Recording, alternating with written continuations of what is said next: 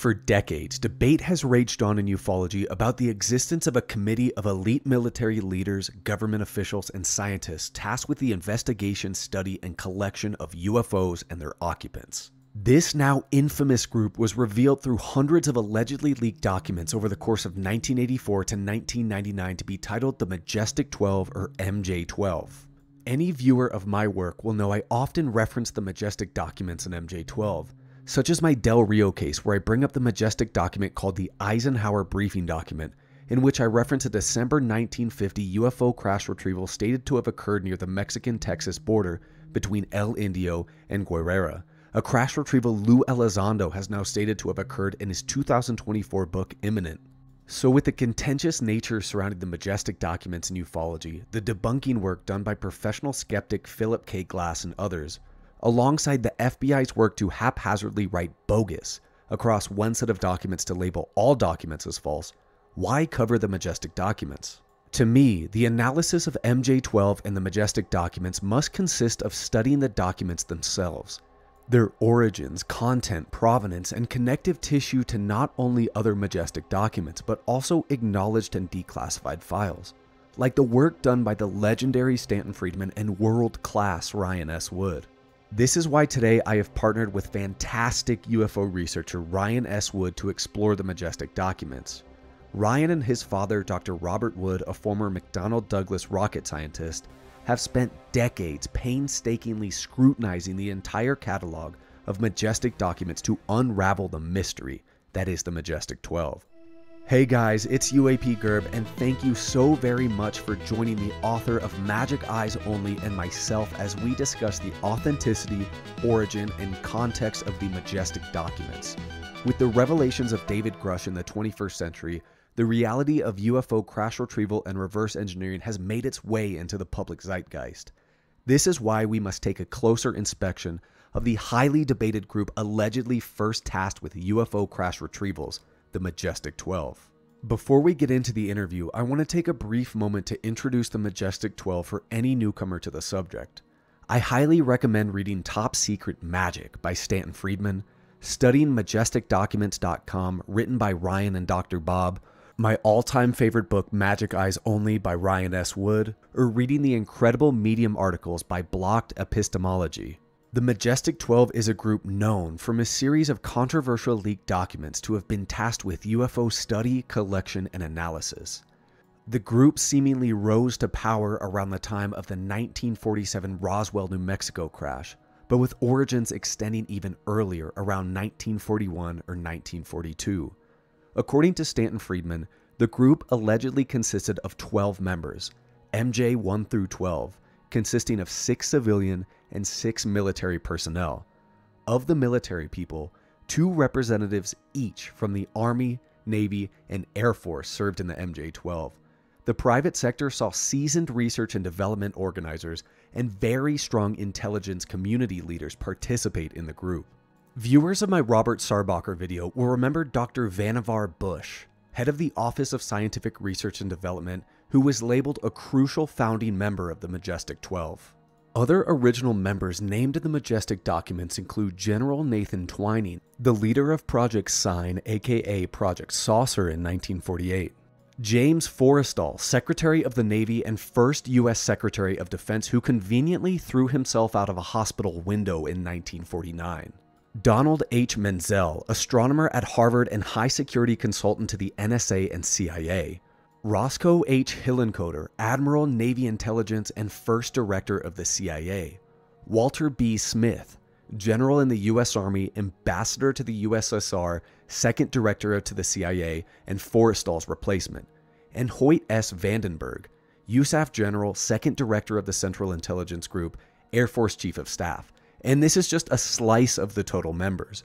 I highly recommend analyzing the MJ12 master list created by Ryan Wood. Many over the years have hypothesized what the magic in MJ12 stands for. User Blocked Epistemology hypothesizes this name is derived from the 1945 May Johnson Atomic Energy Bill. Excellent Reddit researcher user Harry is White Hot believed magic was some sort of continuation of a very high classification standard titled magic, used during World War II. I find myself believing Majic is an abbreviation for a Joint Intelligence Committee, possibly something along the lines of a Majority Joint Intelligence Committee 12. But without further ado, let's talk to Ryan S. Wood and begin to dive into the origins of the documents. Yeah, well, the broad brush is that there's some 3,500 pages over 19 years from 7 different sources.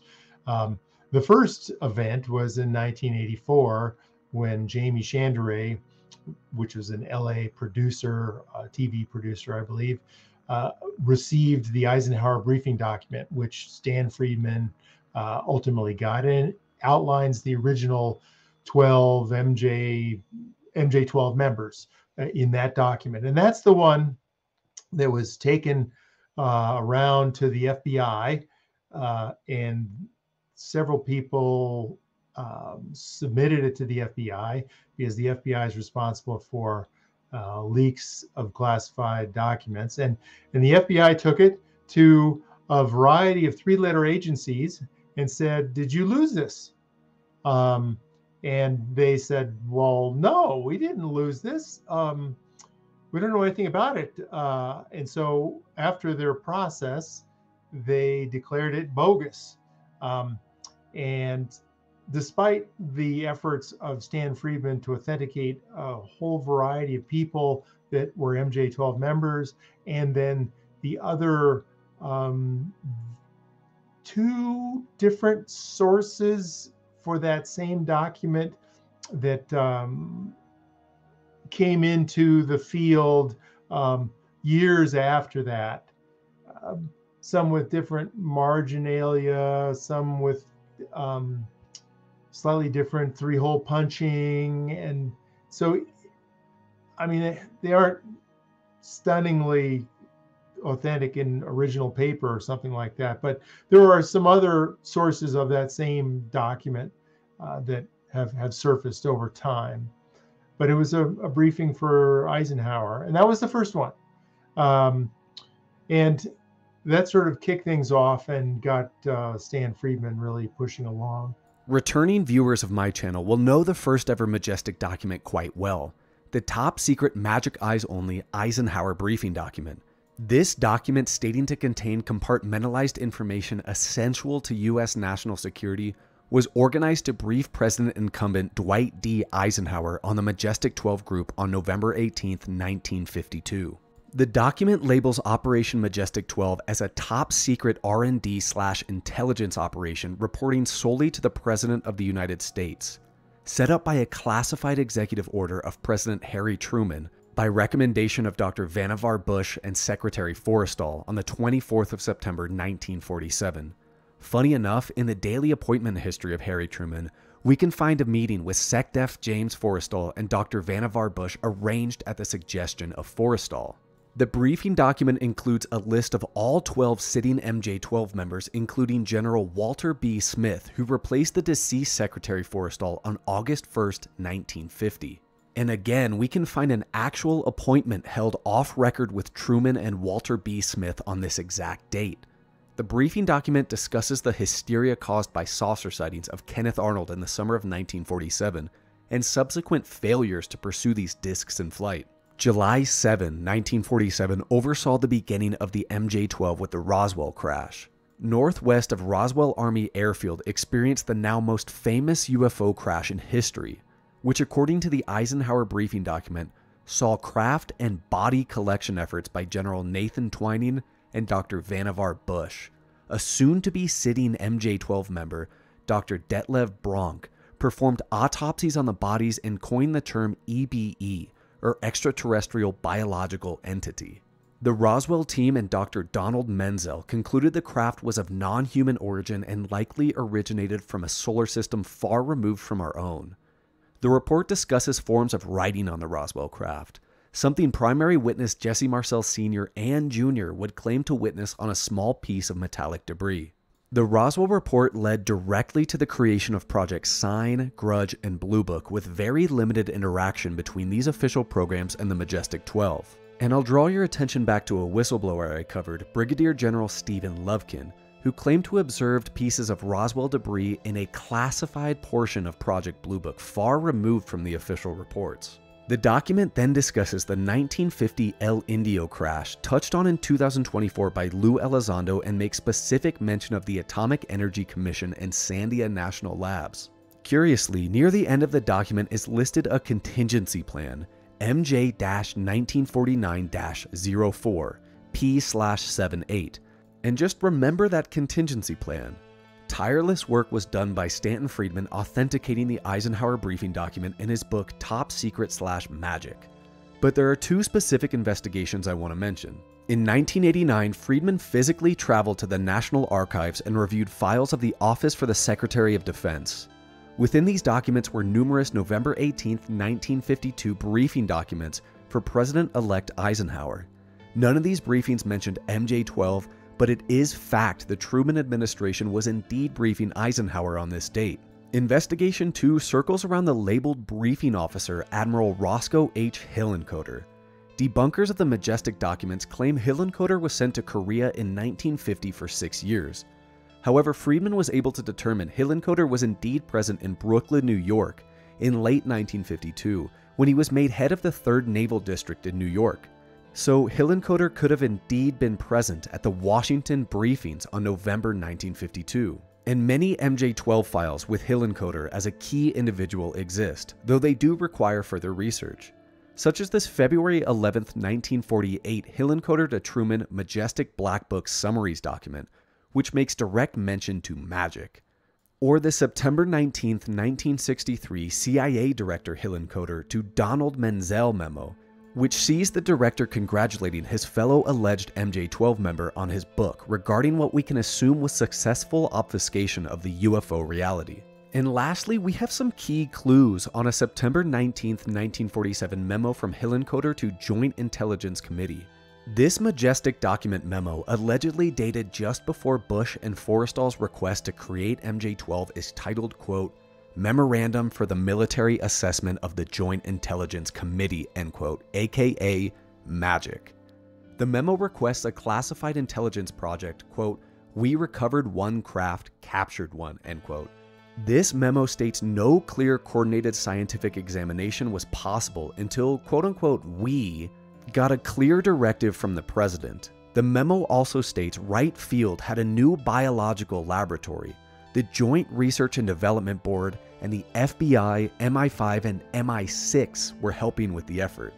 And finally, guys, back to Mr. Wood. The other one that's really big is the Special Operations Manual, Extraterrestrial Entities, Technology, Recovery, and Disposal.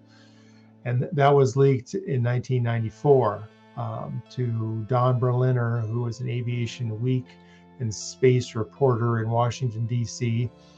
And it was an undeveloped film. It came in a little green box, and they went, and my father and I, and well, not me, but my father and Don went to the dark room and developed it and got all the original images.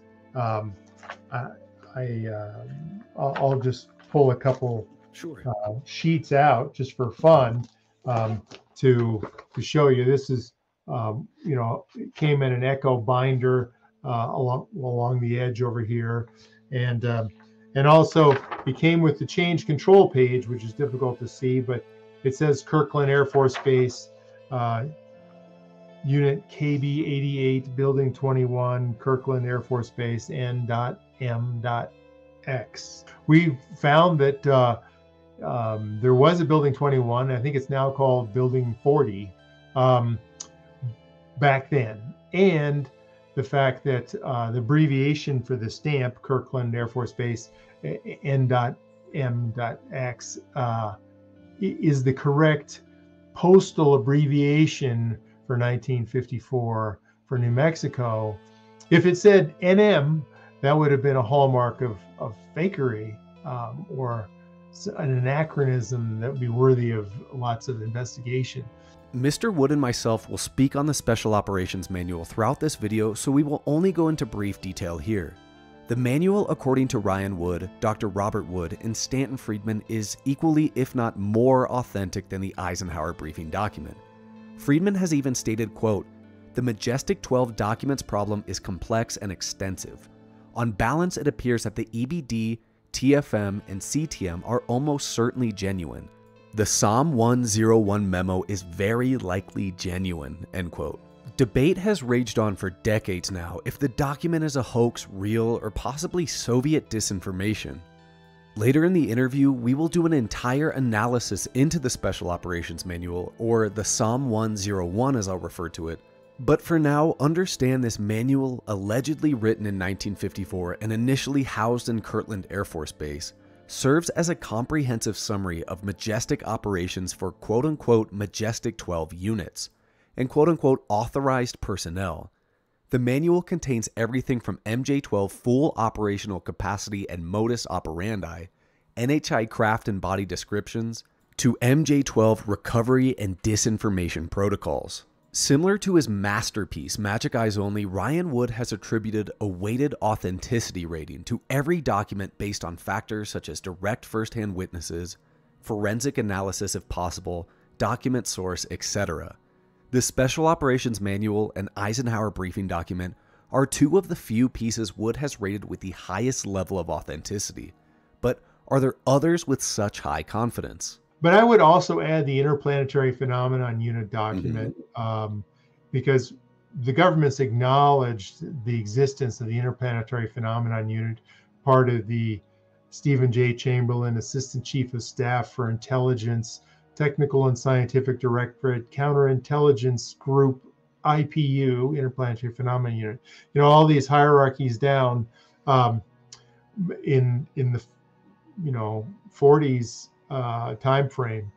Well, this was 47, where the IPU document. But what's interesting about the IPU document, which is on Majestic-12 people can read it, and in my book, Majic Eyes Only, is details about the Roswell crash. You know, when it crashed at 23:32 Mountain Standard Time and dropped off radar, and it had discussions of body parts inside the craft in handwritten notes, and it had discussions of autopsies of the aliens done by Dietlef Bronk and Charles Ethan Ray, which, you know, when I started to look around, I said, who's Charles Ethan Ray? And he was a medical corps expert with Leslie Groves, the head of the Manhattan Project, and I called up his daughter in Seattle and said, you know, do you think your father could have autopsied an alien? And she didn't hesitate at all and said yes. Wow. Not that she knew that he did it, but it's clear in her mind that, oh, absolutely, this is the sort of stuff he would have been tapped to do. So, I mean, there's just more and more details, stories about the IPU and that document. And so those three, I mean, each one has its own basket of interesting facts and authenticity. Viewers of this channel will know recently I have been discussing the Interplanetary Phenomenon Unit, the U.S. Army's in-house unofficial department in the 50s, for an Assistant Chief of Staff for Intelligence to study UFOs. The IPU, initially discovered through FOIA requests after initial DoD denial, exists only through quote-unquote institutional memory. I highly recommend reading Anthony Bergalia's piece on the IPU. The existence of this division was first revealed on September 6, 1980, in a FOIA request by Richard Hall and later confirmed in a 1984 FOIA request by UFO researcher William Steinman. It took until the 1990s for the USG to state all records were destroyed, even though Hall's 1980 request oversaw the Army Director of Counterintelligence state all IPU records were surrendered to Blue Book. Anyways, as Ryan stated, on Majestic-12 we can find two IPU documents within the MJ12 documents: IPU Field Order and IPU Report. The Interplanetary Phenomenon Field Order lists a July 4th, 1947 correspondence of a situation occurring the day before the memo requesting personnel including an aeronautical engineer and medical doctor cleared for, quote, need to know, end quote. And this date should ring a bell as occurring right before the Roswell crash. The IPU report first made its way into the public on July 16, 1995, and lists astonishing information authorized by Lieutenant General John A. Samford and approved by CIA Director Allen Dulles. Some of you may remember Samford giving the famous press conference alongside Roswell General Roger Ramey post the 1952 UFOs over Washington, D.C. incident. This document explores in great detail the events of the Roswell UFO crash, including initial tracking and assessment of the two sites of the crashed disk. A very key clue in this document is the mention that some Roswell Army airfield investigators at LZ-1, the debris field seen by Brazel and Marcel, thought the wreckage may have been a Project Mogul balloon until Los Alamos personnel determined the wreckage was something quote-unquote out of this world. If you know anything about the Roswell crash, you'll know it's often explained away as a Project Mogul balloon. And this was revealed after the initial weather balloon cover story in the U.S. Air Force's 1994 report, the Roswell Report. The Roswell Report states the Mogul flight that was misidentified as a large metallic flying saucer with bodies was Mogul Flight Number 4, which allegedly launched on June 4th, 1947. However, in 2024, Project Mogul's Field Operations Director, Dr. Alan Crary, revealed with evidence Flight Number 4 never took place on this day and was indeed canceled due to weather. Anyways, the IPU report states a radiobiological team and security detail from Sandia National Labs were summoned by Colonel S.B. Hausbrook. Chosen scientists consisted of AEC personnel including J. Robert Oppenheimer, Wernher von Braun, and others. And before you say this sounds too fantastical, remember von Braun's mentor, Hermann Osberth, performed serious analysis on UFO flight characteristics. Twining, Vandenberg, and others are named within this report as aiding in the recovery effort and overall operation. And an interesting line here, quote, "It has become known to CIC that some of the recovery operation was shared with Representative John F. Kennedy," end quote. I'm not going to spend too much more time on the IPU report, but as Wood stated, Detlev Bronk is named as assisting in the autopsy. The report then discusses the NHI bodies, body parts seemingly dissected similar to a frog scattered at the primary crash site, and the death of multiple Sandia lab techs due to a form of contamination. And I recently discussed this contamination in my 1974 Coyame, Mexico crash retrieval case. Based on the documents Ryan Wood has the most confidence are in fact legitimate, I asked him to describe robustly what exactly compromises the Majestic-12, how various named members fit into the group, and the impact such an organization had on ufology at the time of the initial MJ12 documents being leaked. Well, it's a top secret research and development intelligence gathering organization that was formed by executive order of the president in September 24th, 1947.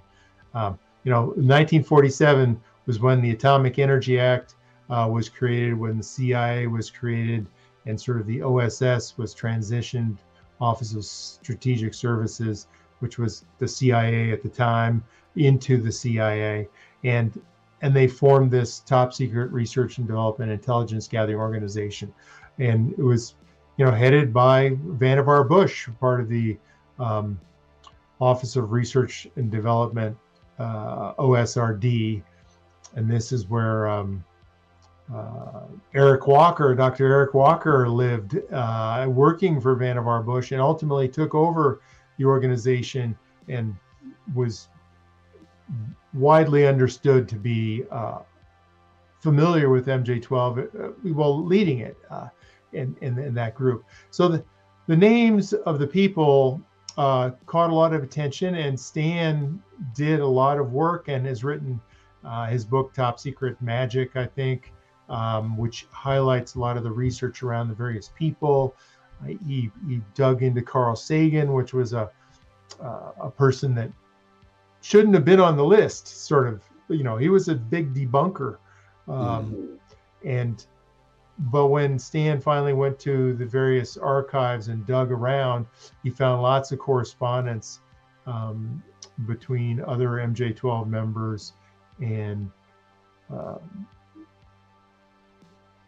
And so that was, interesting and powerful for the authenticity of the document. But it was a photocopy.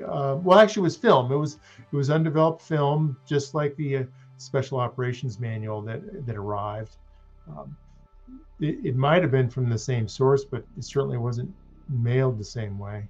Pay close attention here to the name of Dr. Eric A. Walker. In my video on physicist Robert Sarbacher, I discussed how Dr. Sarbacher directly named Vannevar Bush as a key figure studying UFOs within the US government. During conversations with Stanton Friedman, Dr. Sarbacher, who was a member of Bush's Research and Development Board, mentioned Dr. Eric A. Walker as a key figure connected to UFO crash retrievals. Walker was contacted by researcher William Steinman and not only confirmed the existence of the Majestic-12, but actually admitted his own presence at the 1965 Kecksburg, Pennsylvania crash retrieval. I highly recommend revisiting my video here. So, going to the Special Operations Manual that you mentioned with the raised Z, there's so many hallmarks of authenticity in that particular document. I could start with the fact that we took it to a retired government printing officer, McCarter in Washington, D.C. He retired from the U.S. government printing office maybe like 6 months before we visited him, and we went to his house and set it up on a card table and slid the document across, and he looked at it and said, well, by the title, Extraterrestrial Entities, Technology Recovery and Disposal, I would think it's fake. But then he flipped through the documents and saw the Z's were raised and said, oh, this is an artifact of hot lead printing press. Besides the fact that he checked it for everything. He said the fonts are right. The indentations are correct. The use of M dashes in MJ12 long dash clearance is correct. The capitalization of first aid was correct for the period. So he went through a bunch of subtleties that we didn't understand or perceive at the time to highlight the fact that it was real in his mind, and he ultimately concluded that the CIA probably printed it in a cage down on 10th Street. And that was his opinion at the time. With Mr. Wood passionately discussing his authentication methods of the MJ12 Special Operations Manual, now is the perfect time to discuss the contents of this absolutely mind-boggling document. SOM1 was sent anonymously to Don Berliner in 1994 and consisted of undeveloped 35mm Tri-X film authenticated to 1954.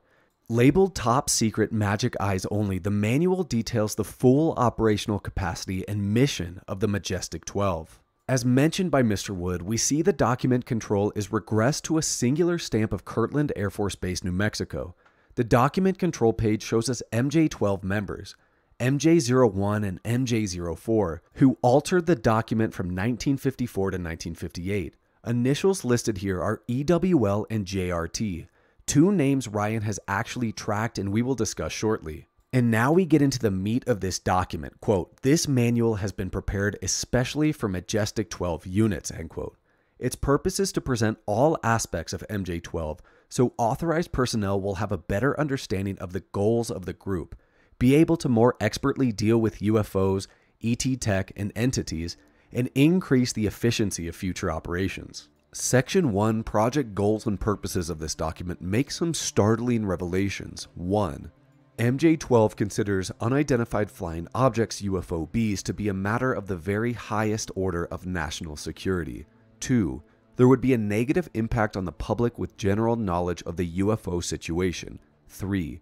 Danger present if advanced tech falls into the hands of adversaries. And 4. MJ12 was established on the 24th of September 1947 under recommendation by Vannevar Bush and Forrestal. The goals of MJ12 are clearly outlined here as well. 1. Recovery for scientific study of all materials and devices of foreign or ET manufacture. Recovery by any and all means by group. This immediately reminds me of the 1974 Koyame case with the American retrieval team finding the craft in Mexico at all costs. 2.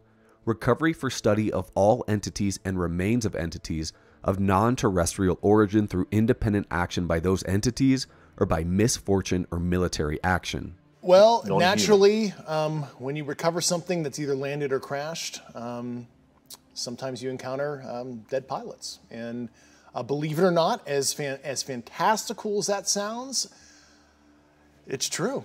3. Establishment and administration of special teams to accomplish the above operations, which reminds me for the third video in a row of Christopher Sharp's article on the CIA, OGA, and JSOC being behind crash retrieval operations. 4.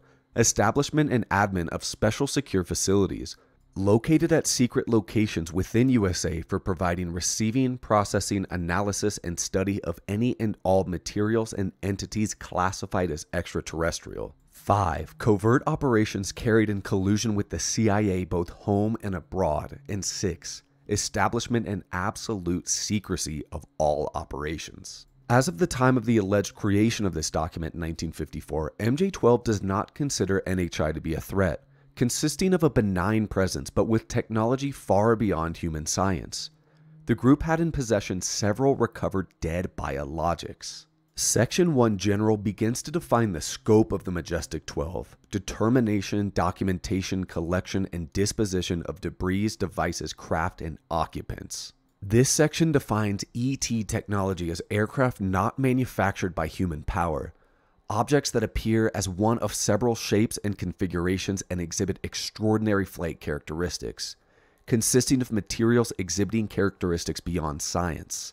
And this section even describes EBEs, creatures, humanoid or otherwise, whose evolutionary process differs demonstrably from that of Homo sapiens. And now we get to my favorite part of this entire document, the description of the craft. Elliptical or disc-shaped craft appear to be metallic and dull in color, whose appearance consists of two pie pans or shallow dishes pressed together. SOM1-01 even lists some dimensions of these craft. They are 50 to 300 feet in diameter, with their thickness near 15% of the total diameter. A dome extends above the disc, about 30% of the disc diameter, and extends 4 to 6 feet above the main body. This dome may or may not include windows or ports. Lights on the craft exist on the top, bottom, and rim that only function during operation. There's no antenna or projections, but there are 3 extendable sets of landing gear. Cigar shape or tic tacs are considered very rare. They can be 2,000 feet long and 95 feet thick. They do not operate in lower atmosphere and travel at excess of 7K miles per hour. They do not engage in the rapid, erratic, or instantaneous maneuvers these smaller craft do. The ovoid, circular, or teardrop shapes look almost like an ice cream cone, round at the large end and tapering to a near point at the other. They are 30 to 40 feet long and have a diameter 20% of the length. The craft have a bright light at the endpoint and the craft travels pointing down. And lastly, we have the airfoil or triangular shape. These were considered new tech due to rarity of recent observations. The craft appear to be an isosceles triangle, with their longest side being near 300 feet length. Little was known about the performance capabilities, but they operated appearingly similar to the disc or ovoid shape. SOM1-01 then begins to go into description of extraterrestrial biological entities, listing a Type 1 and Type 2, and thank you to Bill McDonald for the art here. EBE-1s look humanoid. They are 5 to 5 feet 4 inches tall, weighing 80 to 100 pounds. They have larger, more rounded craniums with chalky yellow, thick, slightly pebbled pale skin. They have small eyes, wide set, that are almost almond shaped, with brownish black irises and very large pupils and gray whites. Their mouths are wide, nearly lipless. They have fine hair not confined to underarm and groin. Their body is thin with no fat and good muscles. EBE-1 has small hands, 4 long digits, no thumb, but webbing. The description of the Type 2 EBE will remind you as much more of a classic gray. They are humanoid, but 3 feet 5 inches to 4 feet 2 inches tall, weighing 25 to 50 pounds. Their large, elongated head is larger proportionally to that of a human or EBE-1. Their eyes are large, slanted, and nearly wrap around their head, showing only pure black. The nose appears to be 2 small slits above a slit-like mouth with no external ears. Their skin is pale blue grayish, fine-celled, and smooth. They have no hair, leading MJ12 to believe these creatures are not mammalian. Their hands have 3 long fingers plus a long thumb. They have 4 toes jointed with a membrane. The document then gives astounding descriptions of extraterrestrial technology recovered from crash sites from 1947 to 1953. This date range includes Roswell to Kingman. Metallurgical analyses show the materials were not known to terrestrial science at the time. The material showed incredible strength and extreme resistance in proportion to weight and size, appearing similar to aluminum foil or aluminum magnesium sheeting. Identical to the claims of primary Roswell witness Jesse Marcel Sr. down to the inclusion of inscriptions on material. In the press blackout section, we find information extremely pertinent to today's age. Media denial, discrediting witnesses, deceptive statements. There are countless examples I can discuss here, but I recommend watching my UFO stigma video and paying key attention to the Robertson panel and Condon committee, and also look at the reprisals against David Grush. Secure the area, removal and transport, and cleaning the area all detail systems and protocol for crash retrieval. What is of extreme interest here is the specific mention that any specific craft or device that appears to be functional is designated to Red Team. I can't help but think back to RA and how one piece of technology he observed at the Off-World Technologies Division was designated a weapon during recovery due to an energetic discharge. But I asked Mr. Wood if he had ever come across this Red Team before. I'd have to look, but I mean, I recall blue fly and blue teams as well. I mean, I think the term Red Team and Blue Team are the same teams, so to speak, in crash retrievals. But you know, right in the front description of the Special Operations Manual, they have they mention these MJ12 recovery teams, and I think in the well, you know, at Wright-Patterson Air Force Base they call it the Blue Lab. Now on to section 16. Special or unusual conditions has a very interesting note here. Should the need for public disclosure become necessary, the Majestic team was to issue contingency plan MJ-1949-04P/78. Remember this from the Eisenhower briefing document? We don't have the contingency plan. It's interesting that in the back of the Special Operations Manual, there's a series of references in the back, and they weren't supplied. That's the missing appendix too, right? Yeah, that's the missing appendix for references. I mean, it's in the back here, but. For example, the photographic references were all correct, and you can go find them. So they're correctly referenced in the back. And then there's also the another sort of authenticity point is the UFOB, unidentified flying object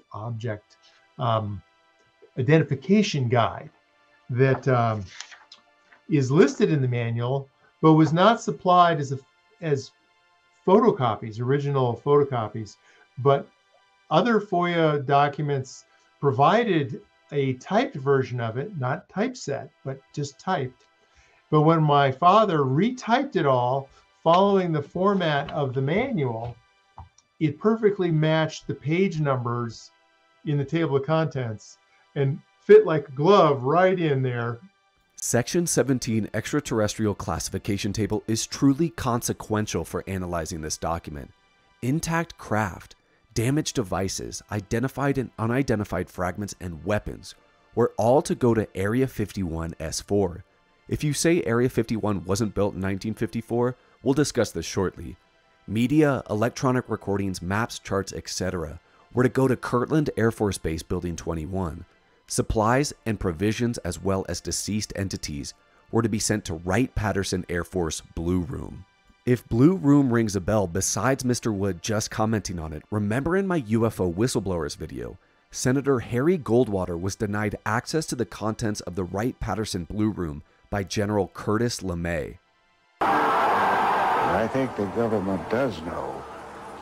I can't back that up, but I think that at Wright-Patterson Field if you could get into certain places, you'd find out what the Air Force and the government knows about UFOs. Reportedly, a spaceship landed.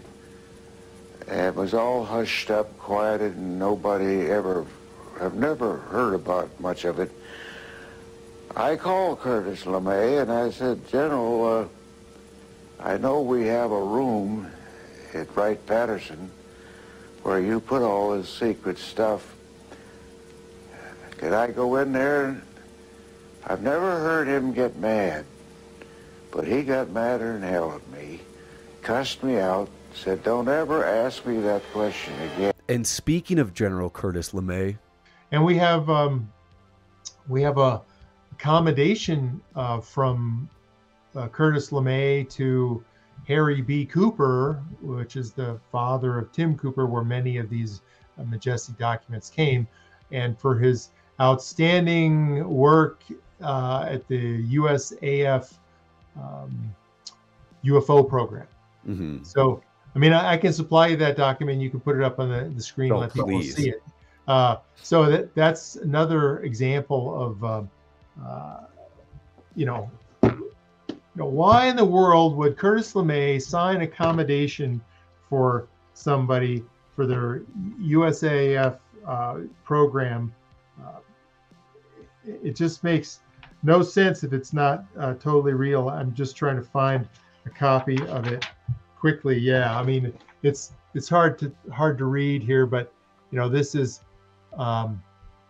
their seal and accommodation, and it's to Harry B. Cooper, Master Sergeant, distinguished himself by meritorious service as a non-commissioned officer in charge of printing management branch and non-commissioned officer in charge of camera section, publishing division, Command Directorate of Administrative Services, Headquarters, Air Defense Command, Int Air Force Base, Colorado, from 30 September 57 to 1 June 63.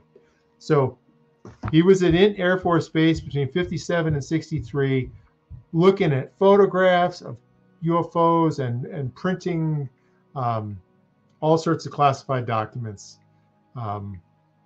And I think it's Harry's relationship to this UFO topic and the friends that he made during that time that allowed those friends to decide that I want to give stuff to Harry's son, Tim Cooper, and several of the mailbox drops that had a lot of these documents from ostensibly the Interplanetary Phenomenon Unit officer or moondust officer came from.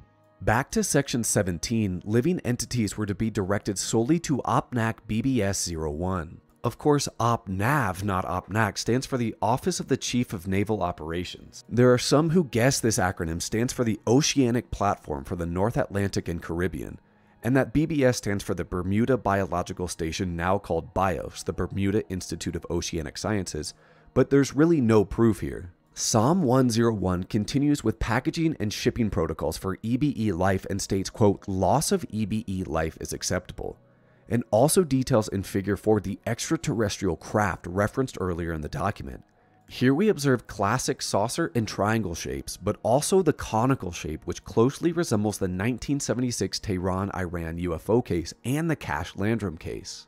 In 54, now they have the triangle shape, they have the ice cream cone shape, they got the cigar shape, the typical saucer shape. But I draw your attention to the triangles and the ice cream cone, which is, famous for the Cash Landrum case, and triangles are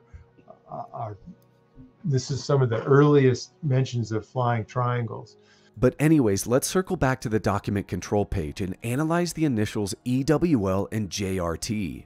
Inside the control page, which is typical of every highly classified document, this was apparently 2 points above top secret, according to the document. Classifications are different now, and it's pretty much, I believe, an Air Force document. So I went to the Albuquerque phone book pulled it up for 1954, 55, 56. I mean, the entries in the change control page span from 54 to 57, I believe. And they had the initials. And so I looked in the phone book and found all the initials, and there were two people that Jess R. Totten and Captain Lewis, I think. They both lived on Perimeter Road, like 4 or 5 houses from each other, inside Kirkland Air Force Base at the right time. And that's in the authenticity discussions on the specialoperationsmanual.com website. It's in my book. And I'm working on a new updated pamphlet that will have the whole manual and all the authenticity discussion that people can read just easily. So I found them, and then I hired a private investigator. Wow. To go find them. And well, I actually found one guy, one JRT, but he said he's not the right guy, despite being there at the right time. And he was the one who lived on the street near kind of what you found from the phone book at the time near Kirtland, correct? Well, I didn't go to. So the process is really to go to the Adjutant General's listing in government document libraries to find their name and serial number. And when you get the serial number, you can get their National Personnel Records Center files, and then you can start digging around and try to find these people. And I found one JRT, which I thought was the right person, and went to his house. He took the meeting. I was surprised, and pulled out a FedEx envelope with this thing. You know, I'm sure he probably thought I was from the CIA or something, and opened it up, handed it to him, and said, "Is this you?" And he looked at it for a while and looked at the initials and said, "No." Well, I asked him, "Well, what did you do at Kirkland Air Force Base in that time?" "Well, I was sort of a psychological counselor or officer." I mean, he basically sort of hemmed and hawed about what he did. But nevertheless, the other private investigator found the kids of EWL, or the, I think it was I have to look at my notes, but wife or daughter, I think it was the wife. And apparently he had passed away and was buried. I think he was buried in Florida.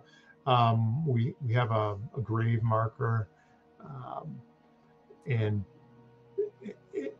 we got platitudes. But you know, when you hire private investigators, they can do things that I just find very uncomfortable. They'll just lie to your face all the time. They'll lead you on. They'll squeeze information on all these methods that, you know, I just don't have the skills to do. And so I found that a very interesting process. So we did our best to find that, but I would say the smoking gun there is that, hey, there's two initials are correct, and they were on the base Perimeter Road, you know, addresses. And that was just like, woo, boy, that's a really good hallmark for authenticity, that it was real. And, you know, I know you mentioned John Alexander and his comments. Maybe you want to set that up and I'll respond. Some of you may be familiar with Colonel John B. Alexander, a former U.S. Army colonel whose name has been deeply entwined with ufology and government psionic programs like remote viewing. Not only has Alexander made some outward comments on the MJ12.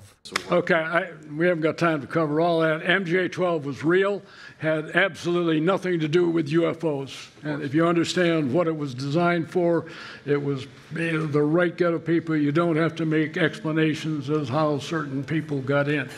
But the people who did know, I mean, in fact, what the thing was, at one time I had got rumors of the program. And it was one time that I went to Stubblebine and said, well, what about this thing, and he says, we're not going to discuss that. And it was super, super secret, and parts of it still are and need to stay that way. In his book, UFOs, Myths, Conspiracies, and Reality, Alexander claimed Dr. Bob Wood told Alexander he believed the SOM1-01 manual to have been created in 1954 with the expressed intention to be leaked to Soviet spies as part of a disinformation campaign. The intent would be to get the Soviets to commit resources to UAP crash recoveries. Well, what does Ryan have to say? Yeah, I mean, I wish I knew what he's up to. I guess I've known John for many, many years, and so is my father. And he's always wanted to push the envelope and try to squeeze information out of people or trade information. So he has, I mean, he was in Vietnam. He was a special forces colonel operating in Cambodia illegally, you know, maybe on orders, maybe not. So he's had a long history of trying to skirt the edge of legitimacy, in my opinion. And, you know, why did he say this, that it's Russian, Soviet, you know, spycraft?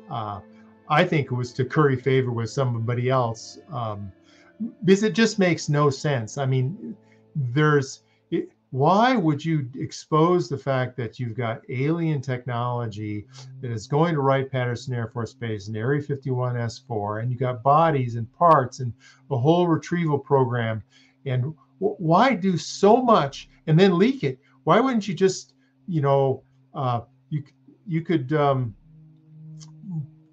put it with one of your assets in the Soviet Union and leak it in a much more responsible, less visible way. And so from a psychological warfare point of view, or PSYOP, it doesn't work. It's like you're exposing too much information. There's no need to create such a fancy document with such high credibility to try to scare the Soviets. They have their own crashes. Mm-hmm. They know ETs are real. I mean, or China, they penetrated the Manhattan Project, you know, within a year to get the atomic bomb, and I'm sure that they were right on top of the whole, you know, UFO crash UFO thing. So it doesn't really make much sense in my mind. And the same thing is true with the entire swath of Majestic documents. Is that why in the world would you try to do something over 19 years with so many documents of so many different quality aspects? Some are really just photocopies, other are original documents. So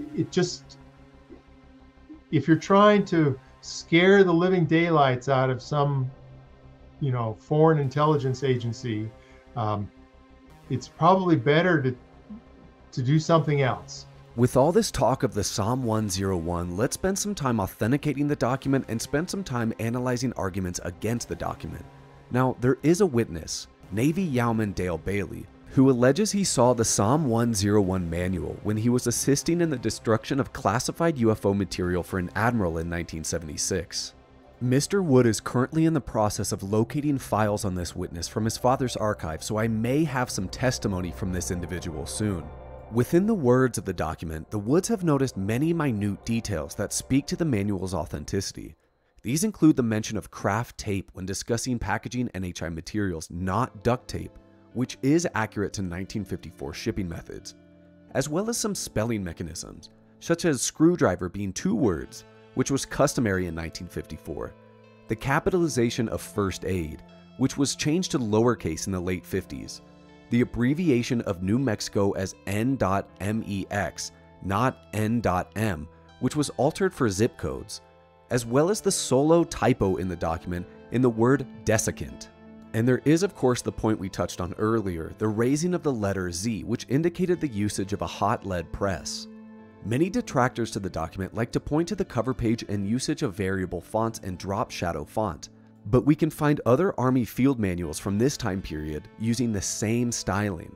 Odd fonts had also been used in various documents, like this October 24, 1952 memo initiating the NSA under the Truman administration.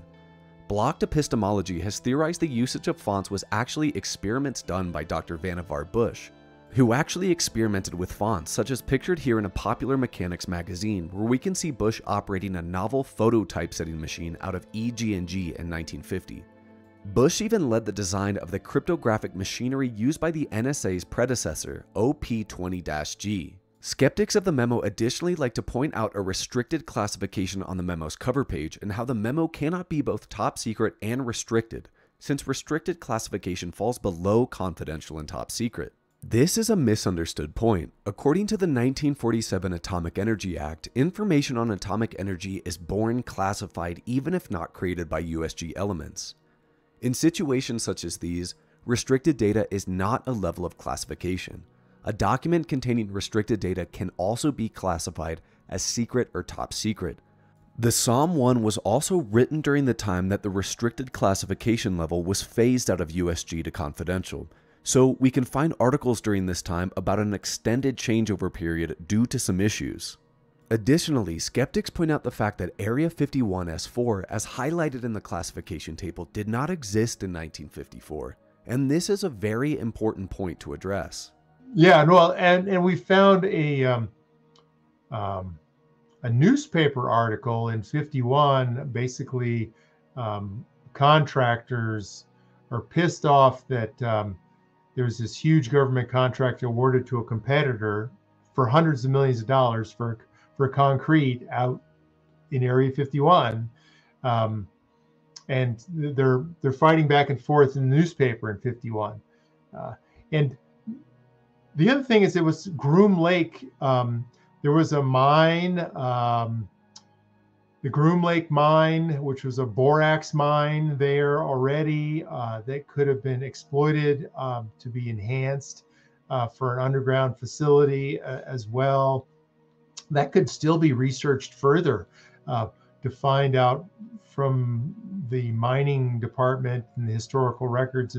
Well, how big was this underground borax mine? How many millions of square feet is it, or was it? Where precisely is it? So you could dig further to provide further evidence there. But yeah, clearly it was started in 51, and it's, I'm sure, started small. I strongly recommend reading Jan Aldrich's 1996 criticism of the Special Operations Manual. Aldrich's primary criticisms of the manual revolve around what it doesn't include, such as instructions to tell recovery teams to set up a grid, photograph the scene, and tag each item for future reference. Aldrich also criticizes the use of downed satellites, which in 1954 was before the time of Sputnik. The use of the word satellite has been utilized commonly during this time period in literature to discuss space debris. I find much of his criticisms to be fluff, such as problems with interchanging the phrases MJ12, Majic-12, and Majestic-12 throughout the document, and can't help but to feel that Aldrich cherry-picked his arguments surrounding what is not instructed of the recovery teams. However, I do think his criticisms are important to understand when reading the document. If you want to read more, Ryan and Dr. Bob have a massive section on their website, specialoperationsmanual.com, authenticating the SOM1-01. I highly recommend reading this for more of a deep dive into authenticating the manual. The article explores more into the provenance of the document, including analyzing the anonymous store in Wisconsin where the film was mailed. With all of this discussion around the SOM1-01, I found it important to touch on the legitimacy of other Majestic documents, especially those that have been found in avenues such as the National Archives. Ryan had many more to reference. There was the Cutler-Twining memo. This is Bob Cutler, Robert Cutler to the National Security Council, and it says NSC MJ12 Special Studies Group in 1954. So it doesn't say Majestic, but it says MJ12 Special Studies Group. It's an original onion skin. It's in the Library of Congress Manuscript Division in downtown Washington. So There's other documents too. There's one at College Park in Maryland from the Joint Intelligence Objectives Agency, which is sort of part of Paperclip, that says CIA MJ12 on the bottom of a memo for Project Paperclip, Project 63, I think. So, but anyway, there's a couple of examples, and then there's acknowledgement, as I mentioned earlier, that the Interplanetary Phenomenon Unit exists as well. So it's not like there's no evidence from the National Archives, let alone all the other stuff, you know, all the other UFOs, Project Sign, Project Grudge, and all that research. Of course, with Ross Coulthart's new reality check program, interest in JFK and the Majestic documents is at an all-time high, and I was super keen to explore this avenue.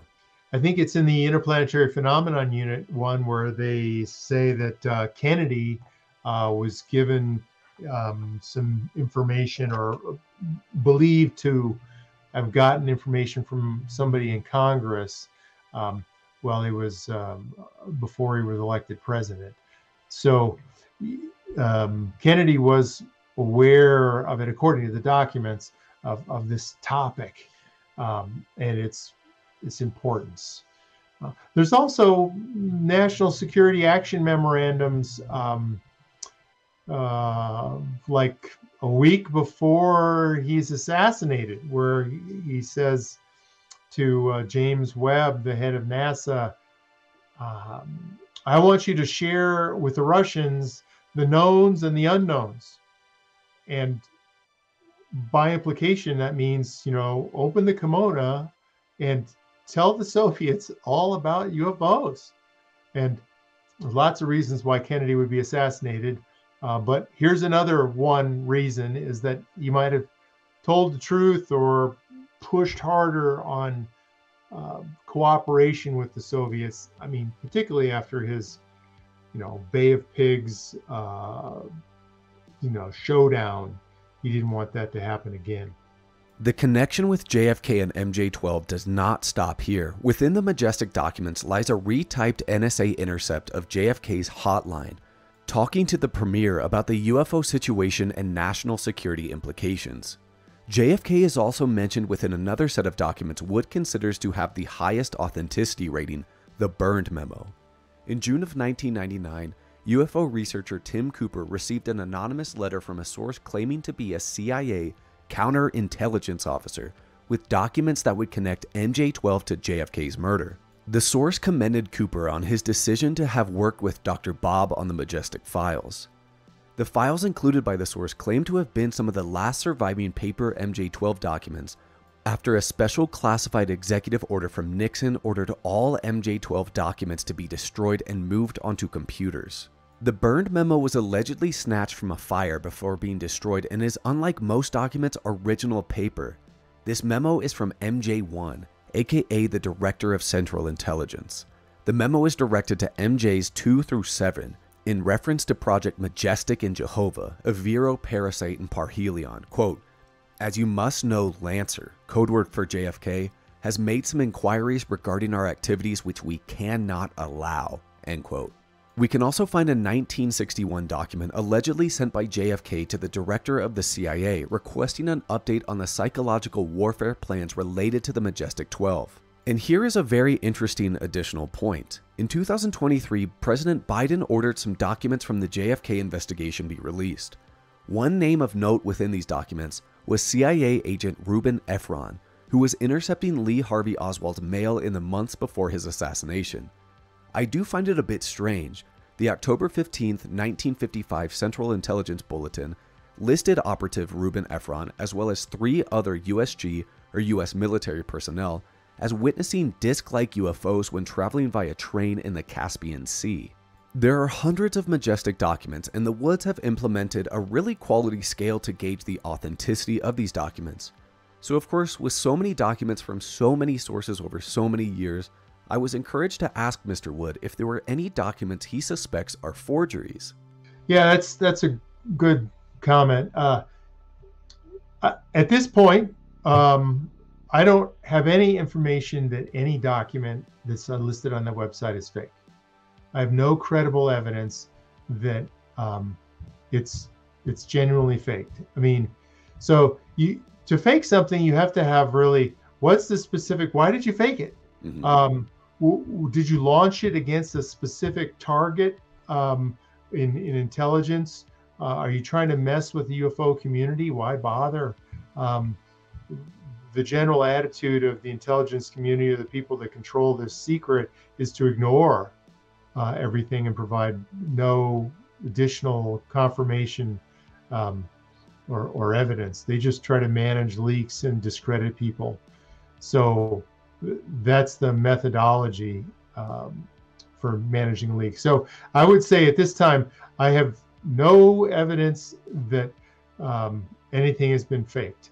Now, I've got lots of documents where you can't do anything more, like the Aquarius document that came out in the Carter, was allegedly signed by Carter. Yeah, I wanted to bring that up. That was brought forth by UFO researcher Lee Graham, the Aquarius document package. Can you talk about that and describe it a little bit along with kind of your feelings on it? Yeah, I mean, it's sort of fluff in my mind. I mean, it's informed fluff, but there's nothing to check. There's not enough specifics to validate or check anything. And it just seems odd that a document like this would be devoid of specifics. Maybe they wanted to ensure that there weren't any specifics that were checkable,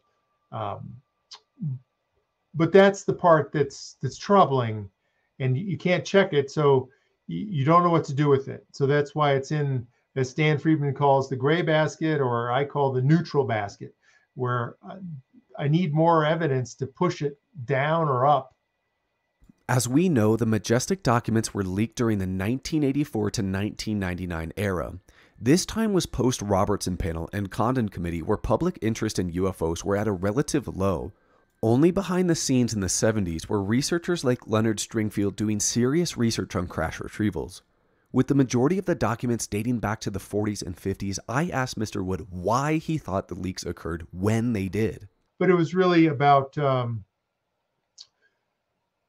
Vannevar Bush writing to Eisenhower saying, we have all these celestial gifts of crashed UFOs, and we really ought to do something about it. And he said, be quiet, go win the war, and come back to me later. And when Roswell happened, they actually pushed at it and started this organization. So who leaked it and why?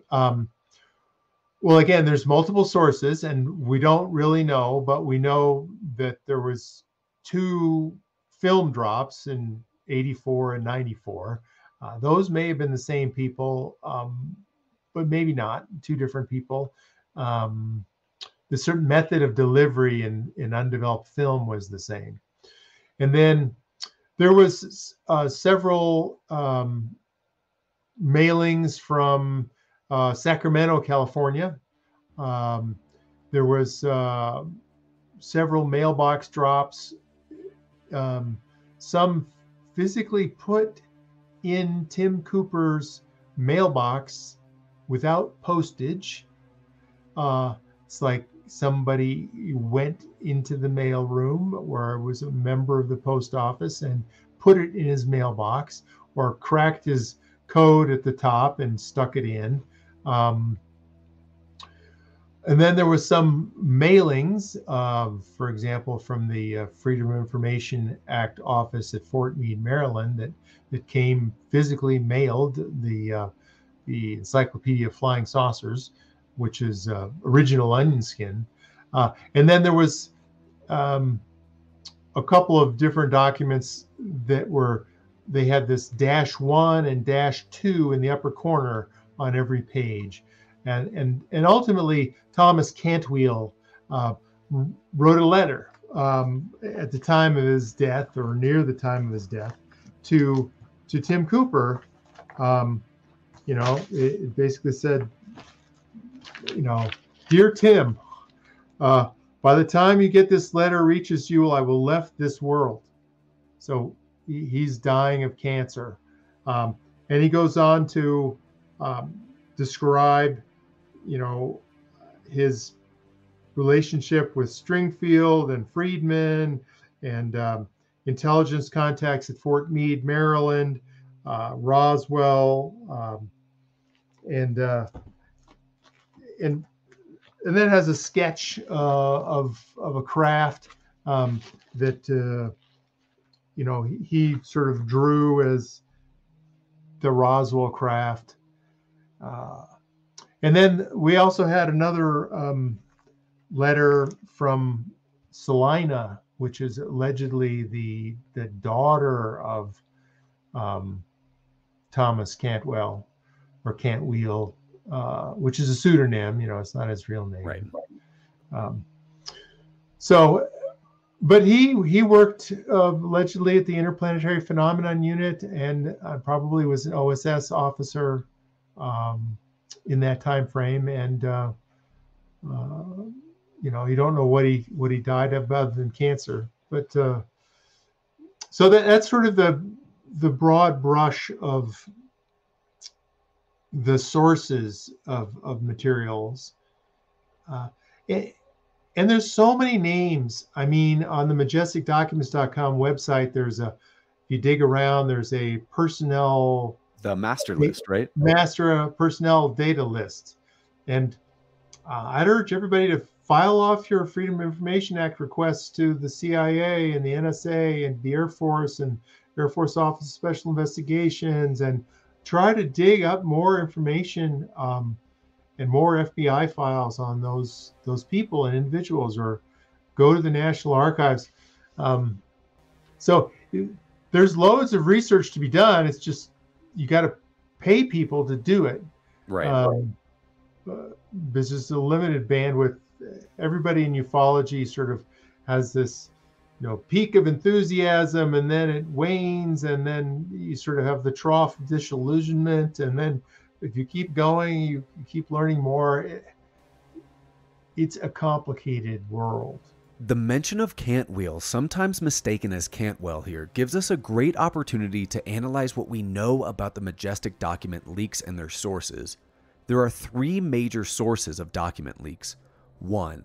Cantwheel, who supplied much of the material we've covered today to Tim Cooper, such as the IPU report and field order, Hillenkoetter Magic Memo, First Annual Report, and the JFK to Director of the CIA documents. Salina, the alleged daughter of Cantwheel, supplied Cooper with 10 short memos alongside documents like the Twining White-Hot Report, Eisenhower to Oppenheimer memo, and Directive from Twining to Truman.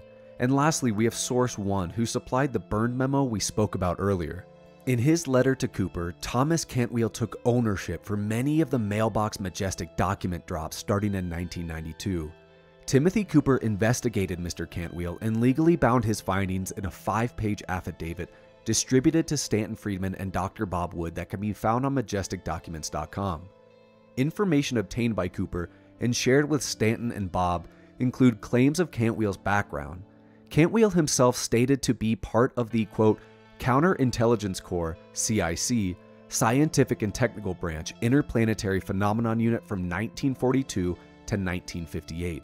According to Cantwell, he served in the CIC until 1980 and worked for CIA covert operations in the 60s and had contacts with the FBI, KGB, and GRU. He claimed to have retired as lieutenant colonel and been involved with the Majestic community, MAGCOM, and the super-secret 5412 group, end quote. Well-respected Reddit user Harry is White Hot has spearheaded an investigation into identifying this mysterious Cantwheel, so credit for his amazing work. Harry has proposed the idea for why CIA operative Boris Dmitry Tarasov is the man behind the enigmatic Thomas Cantwheel. Tarasov's CIA career spanned between 1956 and 1968 after immigrating to the US from Russia, where his Russian language abilities proved invaluable to US intelligence agencies. His U.S. Army records from the Counterintelligence Corps range from 1942 to 1945, where Tarasov then left the CIC to work for the Red Cross in Cleveland, Ohio. Harry wisely points out this Red Cross work likely is a cover story for work on the IPU, stationed out of Wright Field, which is located in northern Ohio near Cleveland. Wright Field also housed the Army Air Materiel Command, where General Nathan Twining, alleged Majestic-12 member, was stationed.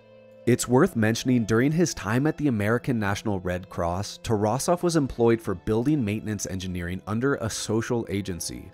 One must ask why a counterintelligence operator tasked with, quote, detailed composition of the foreign armies and their intelligence services approach and interrogation of the enemy military personnel and civilian detection and prevention of the acts of sabotage, end quote, would leave for a social agency 4 years into their career before rejoining the CIA. Interesting connection here as well. In Cooper's description of Cantwheel, he states while Cantwheel was part of the CIA and CIC, he interrogated agents in West Germany. We can see on Tarasov's official record in 1945, the agent attended the advanced CIC school in Ober-Urself, Germany, where he was tasked with, quote, extracting the necessary information from the enemy population, military, and members of the Nazi Party, end quote. In his analysis of Cantwheel, Cooper also states Cantwheel served as U.S. Army intelligence in Washington, D.C. from 42 to 45. Well, we can find Tarasov attended the Military Intelligence Training Center and performed CIC work at Camp Ritchie, Maryland, a mere 70 miles from D.C. in the year of 1945. At the time of Cooper sharing his investigation with Friedman and Wood, he believed Cantwheel to be living in California and to be in his 90s. We can find no obituary for Tarasov, but at the time of this personal history statement titled CIA Historical Review Program Released as Sanitized, released in 1998, just 2 years removed from Cooper's investigation, Tarasov was indeed living in San Leandro, California. Born in 1908, this would have made Tarasov 88 at the time of Cooper's investigation if he was still alive when Cooper received his letter. This rabbit hole goes much deeper, with Tarasov being stationed in 1963 as a translator operations officer in Mexico City, transcribing and translating some agency surveillance traffic from communist-aligned embassies and other specific targets. Tasarov's work was used as evidence to prove that Lee Harvey Oswald visited Soviet compounds, so of course Tasarov's work dovetails into the JFK assassination. I personally have my own theory on the concentration of these documents, as we see the majority of information collected on the Majestic-12 as a snapshot in time in the 40s and 50s. I draw your attention to the 1954 Atomic Energy Agreement, as mentioned in the 2024 and 2025 Schumer legislation, which states NHI craft, materials, and bodies, as well as UAP and legacy program information, were hushed away as trans-classified foreign nuclear materials. I find it interesting after the SOM1-01, which was released in 1954, most Majestic documents dated after 54 contain nowhere near the detail on program operations, scope, and purpose. Perhaps the 54 AEC agreement oversaw a drastic shift in MJ12 records. I relayed this theory to Mr. Wood, and he shared the same sentiment. That's absolutely true. I think that's when it sort of happened, and that's maybe why we got the Special Operations Manual. Is that you know, the Air Force officers that were responsible for this basically got the rug pulled out of them. Said, no, you guys don't get to do this anymore. It's going someplace else, and people were pissed, and this guy took it and decided at some point he was going to leak it. Mr. Wood and myself circled back to the personnel list I touched on earlier in the video with some of the original members named in the MJ12. I asked Mr. Wood about names associated with the Majestic-12 that have been overlooked or forgotten about. Yeah, I mean, it's in the White Hot report, it's mentioned that it was really Forrestal and Bush that came together and said, we need to form this top secret research and development intelligence gathering organization. And I think it's also mentioned right there on the front couple pages of the Special Operations Manual, the history of the group, where it talks about special classified presidential order, and James V. Forrestal and Vannevar Bush, you know, formed the group or recommended to the president to do that.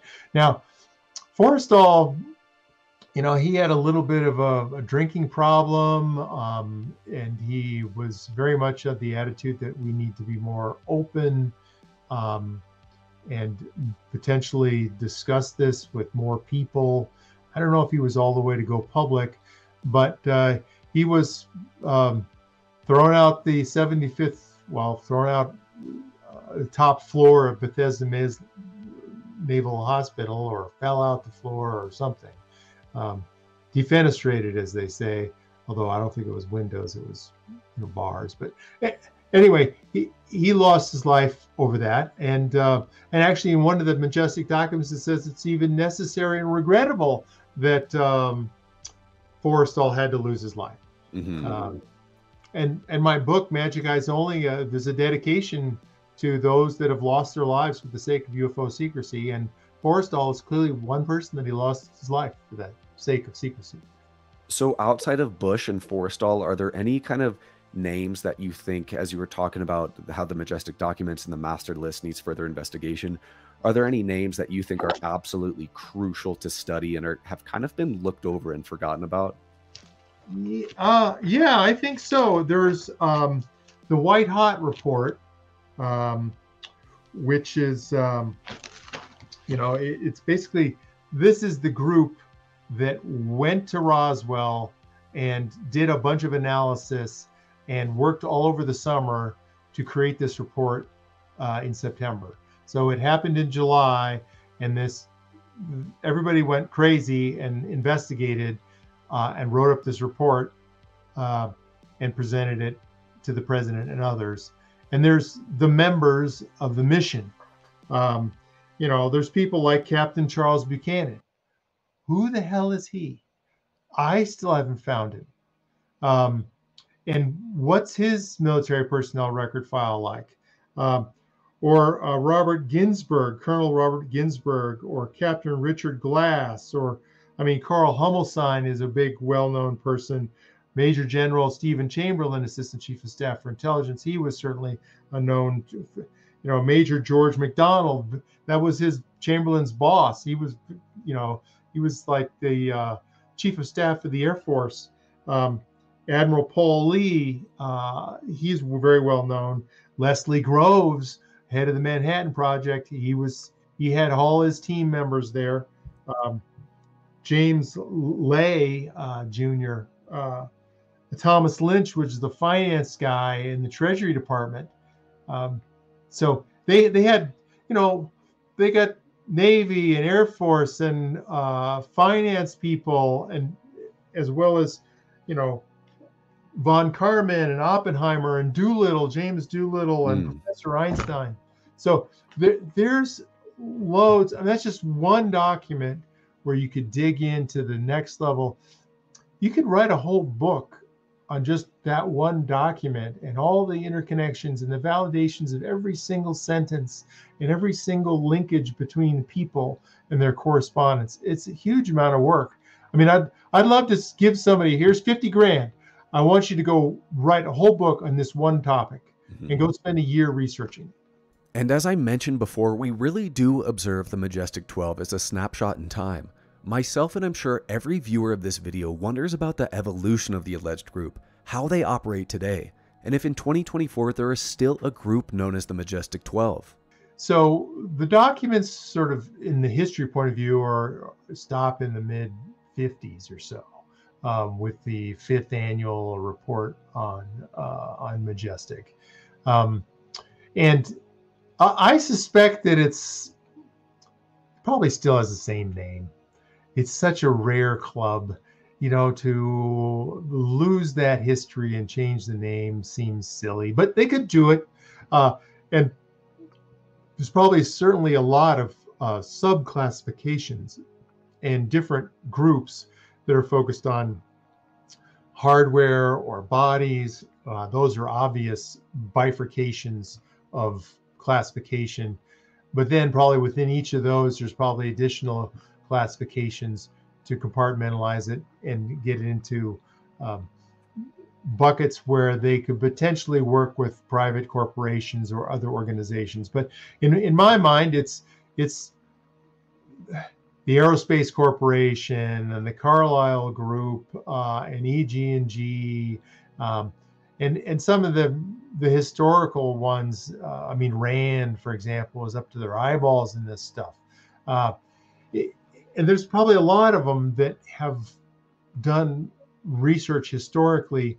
We have heard so much from Ryan about his involvement with the Majestic-12, but another key player is his father, Dr. Robert Wood. Why did Dr. Bob, a rocket scientist, get involved with UFOs and the Majestic documents?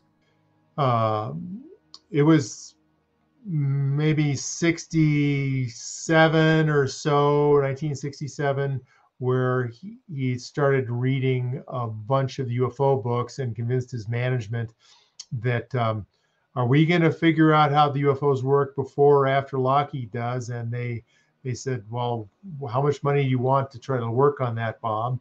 And so he spent internal R&D, Douglas Aircraft Company money, and then the merger happened to McDonnell Douglas. But so for a couple of years, they spent the equivalent of $4.5 million working on gravity experiments, theory. They interviewed abductees. I mean, I remember as a little boy, 13, 14, going out to the Mojave Desert, and one of his engineers was out there with a magnetometer and strip chart recorders, and they had anomalous events, and sleeping on this couch in this, high heat in the desert, and it was fun for a kid at the time. So that was his work. They didn't have any access to classified information, but that was the start of his deep interest in UFOs. And actually, he hired Stanton Friedman to work for him and look at the nuclear physics aspect of UFO propulsion. Viewers of my channel will remember Project Moondust, an official group proposed in 1961 by the U.S. Air Force alongside Projects Blue Fly and UFO. Moondust was tasked to, quote, locate, recover, and deliver descended foreign space vehicles, end quote. Moondust's counterpart Blue Fly served to, quote, facilitate expeditious delivery to Foreign Technology Division of Moondust or other items of great technological intelligence interest, end quote. In my video on Moondust, we covered a variety of fascinating cases occurring in Nepal, Afghanistan, Canada, and a 1965 case in the Congo, with an accompanying memo titled Fragment Metal Recovered in the Republic of the Congo, Origin Believed to be an Unidentified Flying Object.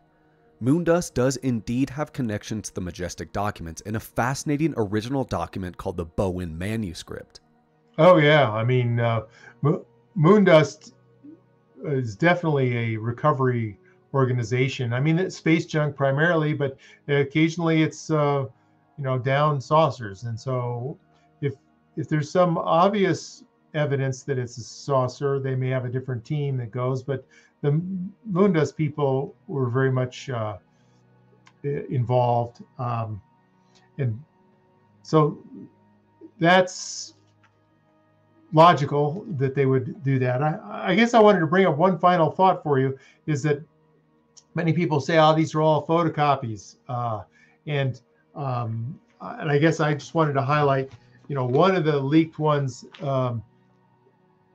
sent from Fort Meade from Freedom of Information Act office was this one, Top Secret Magic. This is original onion skin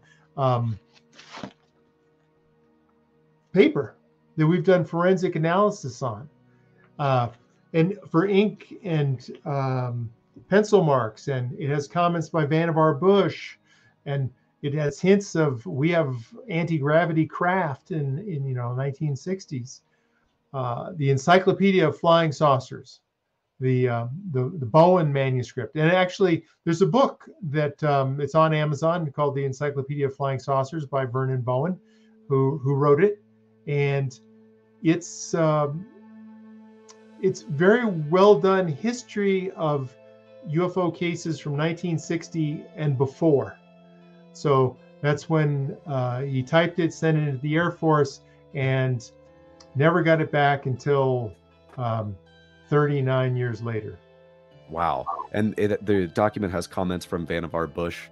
Yeah, it's like there's comments in marginalia and pen and ink marks, like, what is Don Menzel doing? ? in relation to these comments in the topic. And then another one was in relation to could these craft be our man-made, experimental vehicles? And handwritten on the side in ink is, "This should not get out," implying, in my mind, that they have deep concern that we're got gravity-controlled craft. Wow. And so that's juicy. My research and my father's research on the Majestic documents is rich and robust and highly supportive of their authenticity and credibility.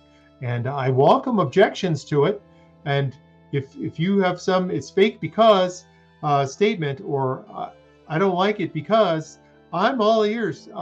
But I've not found any credible objections. All right. Thank you so much, Mr. Wood. Thank you.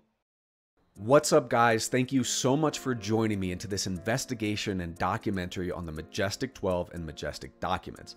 Before I get into my usual ramblings at the end of every video, I need to say a couple things. One, thank you, Mr. Ryan S. Wood. Thank you for sitting down with me doing this interview, answering hours of questions and emails on the Majestic documents, the Majestic-12, me requesting additional files, me requesting images, and so forth. This man is truly of incredible character, and I am so thankful one of my biggest inspirations in the field of ufology agreed to sit down with me and cover the Majestic documents.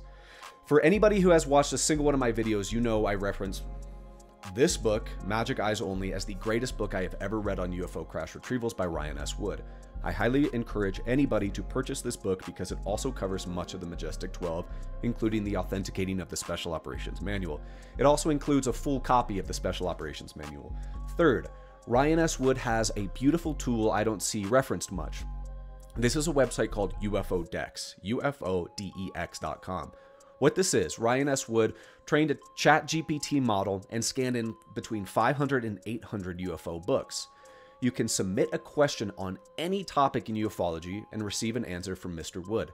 I myself have used this tool dozens of times, and I've used it in a lot of my past research, such as referencing the 1974 Koyame case, discussing a certain private corporation I'm going to cover soon, and I even asked it about underwater bases that NHI might inhabit after reading and hearing about some parts of Lou Elizondo's new statements. So, thank you, Mr. Wood. Please get a copy of Majic Eyes Only. Please go to Majestic-Documents.com, where you can read all 33 or 35 of the reports I referenced today in depth. Of course, with YouTube video descriptions, it's a little too tough to include all links, especially when I have between 50 and 60 research files. So you'll look in the video description, you will see every document we covered today, which is over 30. You'll find the exact name. Go to Majestic-Documents.com, punch that in, copy and paste it. Review the document while watching the video. I think that's really important. When we're discussing a document, you can have it on another monitor on part of your screen, kind of read through what we're going through. You know me, I like to cite my work, so all of these documents will be available for you to read super easily. Okay, on to my ramblings. The Majestic-12 has consumed my life for the past couple of weeks, to the point where I have not even touched this. And this is going to be my next reading. I cannot wait to dive in. But I highly recommend anybody get the Majic Eyes Only book, and a book I referenced multiple times in the video, Top Secret Magic by Stanton Friedman. If you want to learn more into the authentication of the Eisenhower briefing document, Cutler Twining memo, Truman Forrestal memo, this is the book for you. It was written in the 90s, but this is a beautiful piece that's so useful to investigate more into what we've been talking about today. Stanton Friedman is a legend amongst Ryan Wood, Robert Wood, so please check out this book if you want to learn more. It's fantastic. So now we can get on to some of my thoughts. Anybody who's watched my videos knows more and more over time I've been referencing the Majestic documents. A perfect example is my last video, the 1974 Koyame crash retrieval. I referenced the first annual Majestic report as well as the IPU report. Before that, in my 1955 crash video near Del Rio, Texas, I referenced the Eisenhower briefing document and the 1950 crash listed there, also touched on by Lou Elizondo, to have occurred near El Indio in Guerrero. I made some statements public that I thought that the Majestic-12 was likely a real organization and the Majestic files had probably been a mix of information and disinformation. At that time, I had not spent the amount of time I have now pouring through the documents, looking at connections, looking at research, and just immersing myself in so much time. I think the Majestic-12 encompasses so much more than what I initially suspected. What really took me by surprise was the amount of length behind authenticating the Eisenhower briefing document and Special Operations Manual. Those, of course, are two of the big heavy hitters. We talk about this in this video. But towards the end of the video, you'll remember the Bowen manuscript.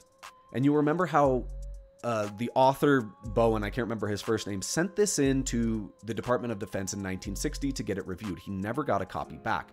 It wasn't until 1999 Timothy Cooper got this from a FOIA designation, Fort Meade, with comments all over it from Vannevar Bush and stamped top secret magic. Now, of course, we discussed how this referenced moon dust, that Vannevar Bush made comments on anti-gravity vehicles. But the discussion of moon dust and insect-like beings reminded me so much of Dr. Sarbacher. And of course, I discussed that video, Dr. Sarbacher, multiple times, but we have to remember that within the Majestic files, one, if not the key player, is Dr. Vannevar Bush. Of course, the beginning of the Majestic leaks occurred in 1980, but the thing is, we can trace Dr. Robert Sarbacher discussing Vannevar Bush directing UFO study in the US government as far back as 1950, around the time of the alleged MJ12 connection. So I never thought the Sarbacher connections would go so deep here. Remember, Dr. Sarbacher, even when talking to Stanton Friedman, name-dropped Dr. Eric Walker. Dr. Eric Walker himself confirmed to know of the MJ12's existence and to say it's real, along with a really interesting quote that reminded me of Don Quixote chasing at windmills. Perhaps what he meant by this is you might have the Majestic documents, because I believe this interview came out in the mid to late 80s. So we didn't have all the Majestic documents. I think that he may have meant you might have these Majestic documents, you may be able to read them, but you will never get to the bottom of it. It's futile to try and fully grasp the extent of the Majestic files. And speaking of Dr. Eric Walker, what really interests me thinking about now is how his claims about a ESP getting into the program and so forth. So that was just fascinating to me, the connections with Sarbacher, because remember, Sarbacher described insect-like beings as well in the Encyclopedia of Flying Saucers. Vannevar Bush underlining these subjects is so fascinating. And let's not forget, at the end of the 14-page sample provided on majesticdocuments.com, there's a section talking about Mussolini and Hitler being exposed to some sort of craft in 1942. Vannevar Bush underlines this as well, almost underlines a whole paragraph.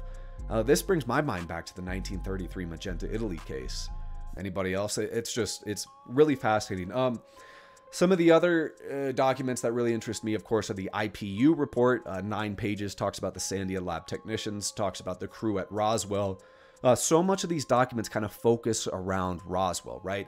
I think there's so much more work to be done on the JFK assassination in MJ12, so much more work to be done on Forrestal's death in the MJ12, because that's very interesting. I think many people think of a conspiracy around Forrestal's death as well, throwing himself out the 13th story of a naval hospital room.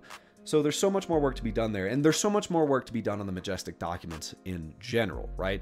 As Mr. Wood has said, much of these documents, as he likes to say, are onion skin, where we have original copies. In fact, I'd say that's the minority of the reports. Many of them are facts from Tri-X film, photocopies, and so forth. So there's some provenance work that can't be done on these documents, like Mr. Wood has done with the Bowen manuscript, actually dating the ink back to 1962 of when Vannevar Bush wrote moon dust on the paper. So I think if we look at the Majestic-12, we can't argue for the validity of all of these documents, but I think it is a safe line of research to kind of understand the Majestic-12 likely was and possibly is a real group tasked with the study, material exploitation, and reverse engineering and crash retrieval of UFOs.